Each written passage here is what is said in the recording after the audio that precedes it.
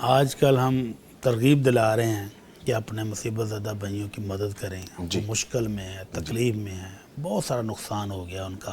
جی.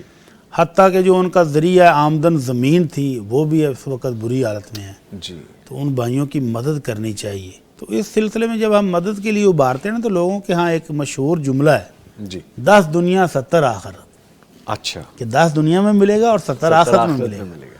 تو یہ کوئی کنسیپٹ اتنا درست نہیں ہے، بلکہ اللہ رب العزت کہتے ہیں کہ من جاء بالحسنۃ فلہ عشر امثالھا. جو بندہ بھی نیکی ہمارے پاس لے آئے گا اس کو 10 گنا تو ہم دیں گے ہی. الی 700 ضعف، 700 گنا تک، 70 نہیں، 700 گنا تک. اور 700 گنا سے بھی زیادہ اگر اللہ جس کو چاہے اپنی خاص مہربانی سے نوازے. واللہ یضاعف لمن یشاء. تو وہ اللہ کہتا ہے میں جتنا اور بھی دینا چاہوں تو میں دے سکتا ہوں. تو دے گا وہ مالک دے گا. تو یہ کس طرح ہوگا؟ جتنا خلوص ہوگا، جتنے پیار سے ہم خرچ کریں گے، جتنی چاہ سے خرچ کریں گے اللہ کی راہ میں، اتنا اضافہ بھی ہوگا.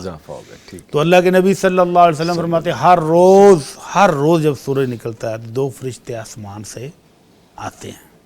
ہر روز جس میں سورج طلوع ہوتا ہے، یعنی ہر دن 2 فرشتے آسمان سے آتے ہیں، اور دونوں آتے ہیں اللہ کے حکم سے اور آ کر دعا کرتے ہیں. تو جب اللہ کے حکم سے آئے ہیں، اللہ کے آرڈر سے آئے ہیں، تو دعا تو قبول ہوگی. تو ہمیں ان فرشتوں کی دعا پانے والوں میں، اچھی دعا پانے والوں میں شامل ہونا چاہیے. وہ فرشتہ ایک کہتا ہے اللہم اعط منفقا خلفا، اے اللہ جو تیری راہ میں خرچ کر رہا ہے اس کو مزید عطا فرما دے. اب فرشتہ دعا کر رہا ہے تو قبول تو ہو جانی ہے.